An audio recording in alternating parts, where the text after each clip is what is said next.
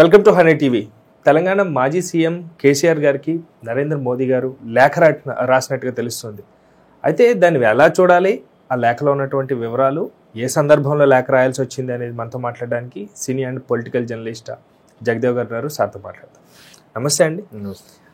మాజీ సీఎం కేసీఆర్ గారికి మోదీ గారు లేఖ రాశారన్నట్టుగా, యాక్చువల్గా ఏదన్నా ఇది కావాలి అది కావాలని చెప్పి పిఎంఓ ఆఫీస్ కానీ లేకపోతే ఏదో రాస్తూ ఉంటాం. కానీ మోదీ గారు కేసీఆర్ గారికి లేఖ రాయటం అంటే రాజకీయంగా ఏమన్నా చేంజెస్ వస్తున్నాయి అనుకోవాలా, లేకపోతే ఎలా దాన్ని మనం చూడాలి, ఎలా అర్థం చేసుకోవాలి?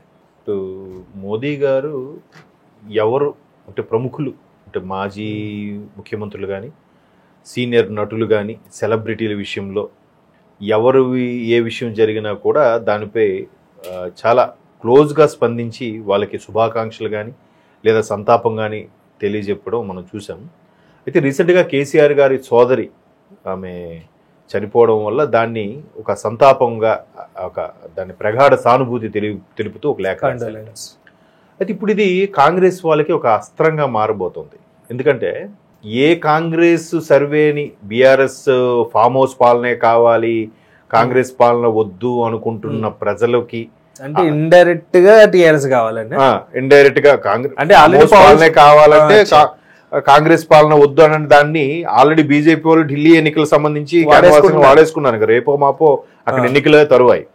సో అటువంటి బీజేపీ ఇప్పుడు బీఆర్ఎస్ కి ఈ విధంగా లేఖ రాయడం, మరోవైపు కాంగ్రెస్ వాళ్ళు కూడా ఇప్పుడు ఏమంటున్నారు, బీఆర్ఎస్ అనేది బీజేపీలో విలీనం అయిపోయే అవకాశాలు ఉన్నాయని కాంగ్రెస్ వాళ్ళు అంటున్నారు. అడ్వాంటేజ్ బీజేపీ వాళ్ళు ఏమంటున్నారు, కాంగ్రెస్ లో ఎప్పుడో విలీనం చేయాల్సిన బీఆర్ఎస్ ఇది, బట్ సోనియా గాంధీ అప్పుడు విలీనం చేయమంటే కేసీఆర్ విలీనం చేయలేదు, అసలు సోనియాం ఇవ్వబట్టే కదా తెలంగాణ వచ్చింది, అటువంటి సోనియంని విస్మరించారు, కాబట్టి ఎప్పటికైనా కాంగ్రెస్లో విలీనం అయ్యే పార్టీ బీఆర్ఎస్ అనేది బీజేపీ వాళ్ళ వాదన. ఇప్పుడు బీజేపీకి ప్రధానమంత్రి, పైగా ప్రధాన నాయకుడు, పార్టీలో కూడా కీలకమైన వ్యక్తి అయిన శ్రీ నరేంద్ర మోదీ గారు ఈ విధంగా కేసీఆర్కి లేఖ రాయడం ఇప్పుడు కాంగ్రెస్ వాళ్ళకి ఊతమిచ్చినట్టు అయింది. సో బీఆర్ఎస్ కి బీజేపీ పావులు కదుపుతోంది. మరోవైపు ఆ సర్వే ఏదైతే ఉందో ఫామ్ హౌస్ పాలన, ప్రజాపాలన అని, ఫామ్ హౌస్ పాలనకి అంత మెరిట్ రావడానికి కారణం ఏంటి? అది చూసి కూడా ఫామ్ హౌస్ పాలనకి లైక్ కొట్టారు చూడండి. లైక్ అదే అంటే ఇక్కడ వ్యతిరేకత స్టార్ట్ అయింది కాదు, ఇక్కడ వ్యతిరేకత అనేది ఒక వర్షన్, అది అంటే జనాలకు అలాగ పంపించాలని బీఆర్ఎస్ చేసే ప్రయత్నం. ఇప్పుడు కాంగ్రెస్ అది సోషల్ మీడియా వేదికగా నడిపించింది. కాంగ్రెస్ నచ్చే ఛానల్స్, కాంగ్రెస్ నచ్చే ప్రేక్షకులు కానీ ఓటర్లు కానీ కార్యకర్తలు కానీ ఉన్నారనుకోండి, ఎక్కువగా కాంగ్రెస్ చూసేవన్నీ ఎవరు చూస్తారు? కాంగ్రెస్ అభిమానులే కదా చూస్తారు. మరి కాంగ్రెస్ అభిమానులు అందరూ కూడా ఫామ్ హౌస్ పరిపాలన కావాలని ఎందుకు ఇచ్చేస్తారండి?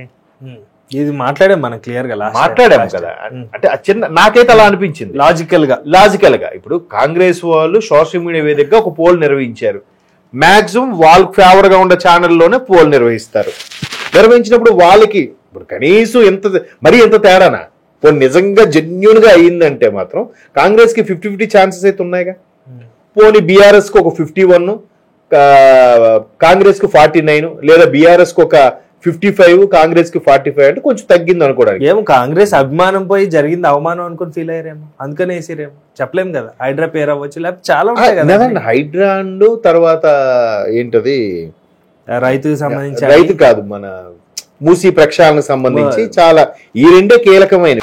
రైతులు అంటే ఒక్కొక్కటిగా ఇవ్వాలనుకుంటున్నారు, కాకపోతే ఆ అప్పులు అవన్నీ చూస్తే అదేంటది లాభాల్లో ఎంత మెరిట్ గా ఉన్న రాష్ట్రానికి మళ్ళీ అప్పులేంటి? ఇది ఎక్కడ లెక్క? అన్ని వడ్డించిన విస్తరి కదా తెలంగాణ, ఆంధ్రప్రదేశ్ కదా ఏం లేదు. మరి ఇక్కడ మళ్ళీ అప్పులు చేయాల్సిన అవసరం, మిగులు వదిలేసినప్పుడు దేర్ యు ఆర్. అదే చెప్పబోతున్నాను. మిగులు బడ్జెట్ తో ఉన్న హైదరాబాద్ లేదు తెలంగాణని ఈరోజు ఎట్లా మరి? ఇంకొకటి, నిన్న ఒక పెద్ద ఆయన కలిసి చెప్తున్నారు, ఒకప్పుడు ఉమ్మడి ఆంధ్రప్రదేశ్ ఉన్నప్పుడు తెలంగాణ అంతా కలిపితే 32% రాబడంట, ఇంక్లూడింగ్ హైదరాబాదే ఆల్మోస్ట్ ఆల్ 25% వచ్చేదంట. మిగతా 65 ఏదైతే ఉందో, ఇది 35 అంటే మిగతా 65 కూడా ఆంధ్రప్రదేశ్ నుంచి వచ్చేదంట, అంటే రాయలసీమ ఆంధ్ర కలిపి ఓకే ఆదాయం. అది అలాగా చంద్రబాబు నాయుడు గారు లాంటి వ్యక్తి ముఖ్యమంత్రి అవడం, ఇక్కడ హైదరాబాద్ లో పెట్టుబడులు పెట్టడం, ఐటీ ఇండస్ట్రీ స్టార్ట్ అవడం, తర్వాత దాన్ని కాంగ్రెస్ కొనసాగించడం, తర్వాత బీఆర్ఎస్ దాన్ని హైప్ తీసుకెళ్ళడం, ఇప్పుడు ఏమైపోయింది, ఉమ్మడి ఆంధ్రప్రదేశ్లో ఆంధ్రప్రదేశ్ నుంచే తక్కువ రాబడి అయిపోయింది, హైదరాబాద్ కేంద్రంగా ఎక్కువ రాబడి అయిపోయింది. హైదరాబాద్ ఒక్కసారి 55కి వెళ్ళిపోయింది, ఆంధ్రప్రదేశ్ ఒక్కటి 45 అయిపోయింది కదా. మరి ఎంత మిగులు 55% రెవెన్యూ షేర్ చేసే హైదరాబాద్కి, మరి మిగులు బడ్జెట్ ఉండే హైదరాబాద్కి తిరిగి అప్పులు ఏంటండి, కాళేశ్వరం ప్రాజెక్ట్ ఏంటండి, ఏంటి ఎన్ని స్కామ్లు అండి, ఇవన్నీ కూడా మంచి పేరు పెట్టారు కాళేశ్వరం కాదు, అది కూలేశ్వరం అని. ఎప్పుడు కూల్చుంది అదే మరి. ఇప్పుడు ప్రజలు ఎందుకు కాంగ్రెస్ గెలిపించారండి, ఎందుకు కాంగ్రెస్ కి పట్టం కట్టారు, ఇవన్నీ అమ్మో 10 ఏళ్ళు కంటిన్యూ చేశారా, వీళ్ళు చాలా చేశారా, ఉద్యమ నాయకులను పట్టించుకోలేదురా అన్నట్టుగా చాలా ఉన్నాయిగా. మరి అలాంటప్పుడు మరీ 70% బీఆర్ఎస్ కి 30% కాంగ్రెస్ వేస్తారా? Professor Kodandaram joint action committee chairman, ఆయన జేఏసీ చైర్మన్, అటువంటి ఆయనకి ఎక్కడ ప్రాధాన్యత ఉందండి? మొన్న కదా రేవంత్ రెడ్డి గారు కాంగ్రెస్ ప్రభుత్వం ఎమ్మెల్సీ చేసింది. ఎంతమంది, విమలక్క, గద్దర్ గారు, ఎంతమంది మేధావులు నాయకులు, లేదంటే అసులు భాషలు ఎంతమంది, యాదయ్య ఆయన పేరేంటి, ఇంకా చాలా మంది, శ్రీకాంతాచారి, వాళ్ళ పేర్లు ఇంకా మర్చిపోలేదే, మరి మర్చిపోరు కూడా. మరి ఎక్కడ ఇది ఉంది చెప్పండి? సో అలాంటప్పుడు ఇప్పుడు మొన్న రీసెంట్గా కేసీఆర్ గారు కూడా ఆయన ఫామ్ హౌస్ లో మాట్లాడినప్పుడు, నేను కొడితే మామూలుగా ఉండదు, మరి ఎన్ని కొట్లాడి తెచ్చుకున్నాం, నేను కీలక బాధ్యత వహించి నేను తెచ్చుకున్నాము అన్నట్టుగా చెప్తున్నారు తప్ప ఎంతమంది పోరాటం ఫలితం అని తెచ్చుకున్నాను అనలేదుగా. సో అలాంటప్పుడు మరి అలా కూడా పోరాటం చేశాడు కదా, ఆయనే కదా, అందువల్ల అన్నాడేమో ఆయన. మెయిన్ జాయింట్ యాక్షన్ కమిటీ రాజకీయ పరంగా ఆలోచించినప్పుడు అలా ఇప్పుడు వాట్ ఎవర్ ఇట్ మేబీ, నేను అన్నిది అట్లాంటి సందర్భంలో ఇలాగ జరుగుతున్నప్పుడు కాంగ్రెస్ కి అంత తక్కువ అయితే రాదు, అంత వ్యతిరేక 7 సంవత్సరంకే 10 ఏళ్ళుగా మరి వ్యతిరేకత రాలేదా? ప్రతి కవితగా లోపల వెళ్ళి వచ్చారా? ఇప్పుడు కేటీఆర్ గారు అరెస్ట్ అంటున్నారా? ఇట్లాంటి బయటకు వచ్చిన కొన్ని ఇంకెన్ని రానివన్నీ ఉన్నాయి. కాబట్టి ఇవన్నీ ఏం చూస్తుంటే ఈ కార్ రేసింగ్ కూడా పట్టుకుంది, ఫ్యామిలీలో అందరిపైన కేసులు ఉన్నాయి, అవి కూడా ఆషామాషి ఏవి పెట్టి కేసులు కాదు, పెద్ద పెద్ద కేసులు, పెద్దవే. మళ్ళీ తిరిగి దాన్ని ఎలా చెప్తున్నారు, ఏదో నేను జైలుకి వెళ్ళి వస్తే అత్యుత్సాహంతో బయటకు వస్తా, పాదయాత్ర చేస్తా అని చెప్తున్నారు. అంటే ఇది కాంగ్రెస్ కి వ్యతిరేకత లేదు అన్నట్లే ఉంది, కానీ ఈ స్థాయిలో అయితే లేదంటున్నా. అంటే అప్పుడు సర్వే ఎవరు చేయించినట్టు మీరే చెప్పండి. ప్రశాంత్ కిషోర్ స్ట్రాటజీ ఇలాగే ఉండేది కదా. కాబట్టి అలాంటి సందర్భంలో బీజేపీ వాళ్ళు లేఖ రాశారంటే వీళ్ళు దన్ను తీసుకుని నెక్స్ట్ పంచాయతీ ఎలక్షన్కి బీజేపీ బీఆర్ఎస్ కలవబోతోందా అనే సందేహాలు కూడా రాబోతున్నాయి. సో ఇప్పుడు కాంగ్రెస్ దీన్ని అస్త్రంగా వాడుకునే ప్రయత్నం చేస్తారు. దేనికి సంబంధించి అసలు ఆ లేఖ? ఇప్పుడు ఆయన పెద్ద తరహాగా అందరికీ బాగానే రాశాడు. ఒక ఆయన సోదరి ఆయన కేసీఆర్ గారి సోదరి రీసెంట్ గా పరమపదించారు కాబట్టి సానుభూతి పరంగా ఒక ప్రగాఢ సంతాపం తెలిపేలాగా రాశారు.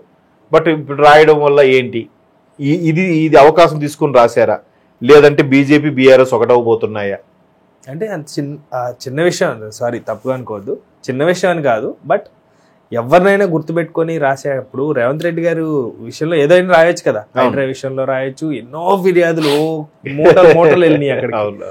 రేవంత్ రెడ్డి గారు ఏదో ఒకటి మాట్లాడినప్పుడు కానీ అపాయింట్మెంట్లే దొరక తిరిగిన రోజులు కూడా ఉన్నాయి. అలాంటిది గుర్తుపెట్టుకొని కేసీఆర్ గారికి ఈ విషయంలో అంటే మరి ఎవరైనా చేయొచ్చు, ఏ మినిస్టర్ తోనే చెప్పి. ఏదైతే కొన్ని గుట్టగా లేఖలకి రిప్లై లేదు, ఎన్నో ఫిర్యాదులకి రిప్లై లేదు, లేదంటే దేశంలో చాలా మంది అసూలు బాసినప్పుడు కూడా లేఖ రాయని వ్యక్తి కేసీఆర్ గారి పరంగా ఎందుకు రాశారు అంటే కాంగ్రెస్ వాళ్ళు ఎలాంటి డౌట్లు రైజ్ చేస్తారు. అంటే నా పాయింట్ ఏంటంటే ఏ మినిస్టర్ కానీ లేకపోతే నిర్మలా సీతారామన్ గారు తెలుగు పర్సన్ ఆవిడ కానీ conveying from the PM also అంటే అయిపోద్ది. కానీ ఆయనే రాశారంటే మీరన్నట్టుగా రాజకీయంగా పావులు కలుపుతున్నట్టే.